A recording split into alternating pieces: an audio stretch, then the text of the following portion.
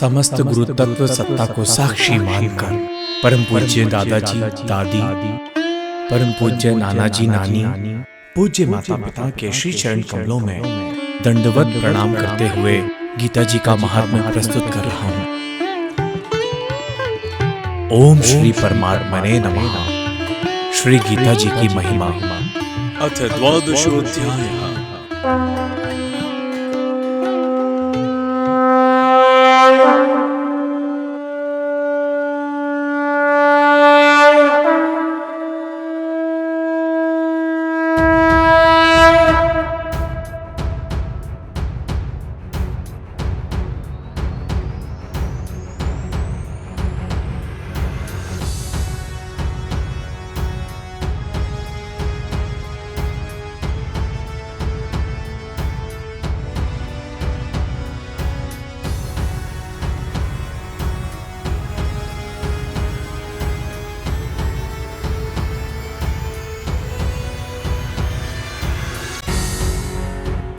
अर्जुन बोले, जो अनन्य प्रेमी भक्त जन पूर्वोक्त प्रकार से निरंतर आपके भजन ध्यान में लगे रहकर आप सगुण रूप परमेश्वर को और जो केवल अविनाशी सच्चिदानंद घन निराकार ब्रह्म को ही अति श्रेष्ठ भाव से भजते हैं, उन दोनों प्रकार के उपासकों में अति उत्तम योगवेत्ता कौन है?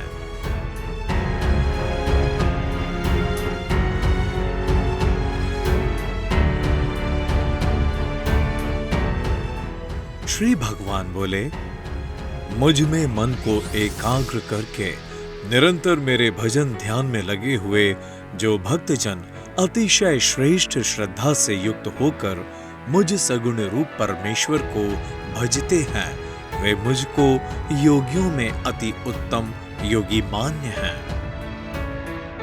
परंतु जो पुरुष इंद्रियों के समुदाय को भली प्रकार वश में करके मन बुद्धि से परे सर्वव्यापी अकथनीय स्वरूप और सदा एक रस रहने वाले नित्य अचल निराकार अविनाशी सच्चिदानंद घन ब्रह्म को निरंतर एक ही भाव से ध्यान करते हुए भजते हैं, वे संपूर्ण भूतों के हित में रत और सब में समान भाव वाले योगी मुझको ही प्राप्त होते हैं। उन सच्चिदानंद घन निराकार ब्रह्म में आसक्त चित्त वाले पुरुषों के साधन में परिश्रम विशेष है, क्योंकि देहाभिमानियों के द्वारा अव्यक्त विषयक गति दुख पूर्वक प्राप्त की जाती है। परंतु जो मेरे परायण रहने वाले भक्तजन संपूर्ण कर्मों को मुझ में अर्पण करके मुझ सगुण रूप परमेश्वर को ही अनन्य भक्ति योग से निरंतर चिंतन करते हुए भजते हैं, हे अर्जुन, उन मुझ में चित्त लगाने वाले प्रेमी भक्तों का मैं शीघ्र ही मृत्यु रूप संसार समुद्र से उद्धार करने वाला होता हूँ। मुझ में मन को लगा और मुझ में ही बुद्धि को लगा, इसके उपरांत तू मुझ में ही निवास करेगा, इसमें कुछ भी संशय नहीं है। यदि तू मन को मुझ में अचल स्थापन करने के लिए समर्थ नहीं है, तो हे अर्जुन, अभ्यास रूप योग के द्वारा मुझको प्राप्त करने के लिए इच्छा कर। यहाँ श्री भगवान ने अभ्यास रूप जो कहा है उसका आइए अर्थ समझते हैं। भगवान के नाम और गुणों का श्रवण कीर्तन मनन तथा श्वास के द्वारा जप और भगवत प्राप्ति विषयक शास्त्रों का पठन पाठन इत्यादि चेष्टाएं भगवत प्राप्ति के लिए बारंबार करने का नाम अभ्यास है।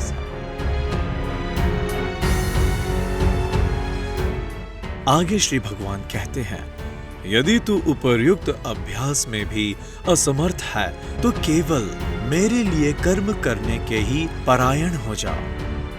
इस प्रकार मेरे निमित्त कर्मों को करता हुआ भी मेरी प्राप्ति रूप सिद्धि को ही प्राप्त होगा।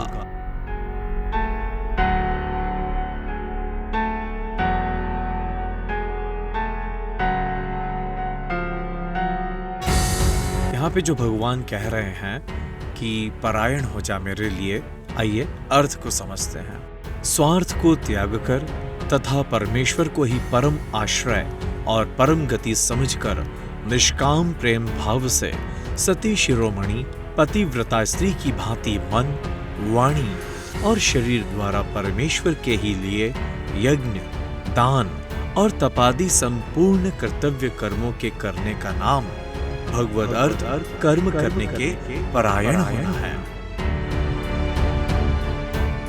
यदि मेरी प्राप्ति रूप योग के आश्रित होकर उपर्युक्त साधन को करने में भी तू असमर्थ है, तो मन, बुद्धि आदि पर विजय प्राप्त करने वाला होकर सब कर्मों के फल का त्याग कर मर्म को ना जानकर किए हुए अभ्यास से ज्ञान श्रेष्ठ है। ज्ञान से मुझ परमेश्वर के स्वरूप का ध्यान श्रेष्ठ है और ध्यान से भी सब कर्मों के फल का त्याग श्रेष्ठ है, क्योंकि त्याग से तत्काल ही परम शांति होती है। यहाँ पे श्री भगवान ने जो त्याग का अर्थ कहा है, आइए समझते हैं। केवल भगवत अर्थ कर्म करने वाले पुरुष का भगवान में प्रेम और श्रद्धा तथा भगवान का चिंतन भी बना रहता है। इसलिए ध्यान से कर्म फल का त्याग श्रेष्ठ कहा है। आगे श्री भगवान कहते हैं, जो पुरुष सब भूतों में द्वेष भाव से रहित, स्वार्थ रहित, सबका प्रेमी और हेतु रहित दयालु है, अर्थात बिना किसी मतलब और स्वार्थ के जो दया रखता है तथा ममता से रहित, अहंकार से रहित, सुख दुखों की प्राप्ति में सम और क्षमावान है, अर्थात अपराध करने वाले को भी अभय देने वाला है, तथा जो योगी निरंतर संतुष्ट है, मन इंद्रियों सहित शरीर को वश में किए हुए है और मुझ में दृढ़ निश्चय वाला है, वह मुझ में अर्पण किए हुए मन बुद्धि वाला मेरा भक्त मुझको प्रिय है।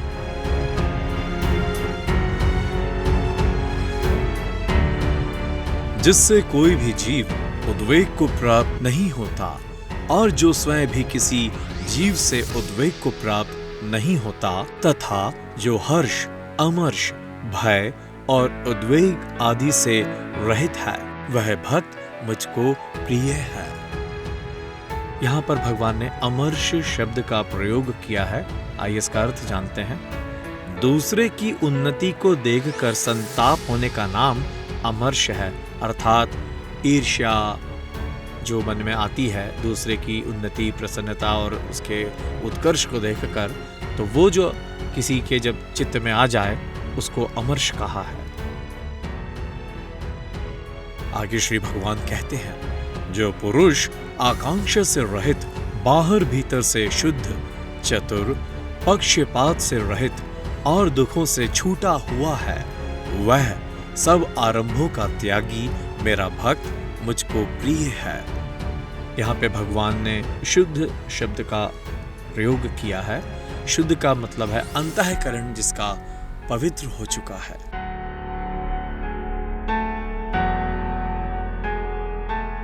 जो ना कभी हर्षित होता है, ना द्वेष करता है, ना शोक करता है, ना कामना करता है, तथा जो शुभ और अशुभ संपूर्ण कर्मों का त्यागी है, वह भक्ति युक्त पुरुष मुझको प्रिय है। जो शत्रु मित्र में और मान अपमान में सम है, तथा सर्दी, गर्मी और सुख दुख आदि द्वंद्वों में सम है और आसक्ति से रहित है, जो निंदा स्तुति को समान समझने वाला, मननशील और जिस किसी प्रकार से भी शरीर का निर्वाह होने में सदा ही संतुष्ट है और रहने के स्थान में ममता और आसक्ति से रहित है, वह स्थिर बुद्धि भक्तिमान पुरुष मुझको प्रिय है। परंतु जो श्रद्धा युक्त पुरुष मेरे परायण होकर इस ऊपर कहे हुए धर्ममय अमृत को निष्काम प्रेम भाव से सेवन करते हैं, वे भक्त मुझको अतिशय प्रिय हैं। यहाँ पर जो श्रद्धा युक्त शब्द भगवान ने कहा है, उसका अर्थ है वेद, शास्त्र, महात्मा, और गुरुजनों के तथा परमेश्वर के वचनों में प्रत्यक्ष के सदृश विश्वास का नाम श्रद्धा है। 12वां अध्याय पूर्ण हुआ।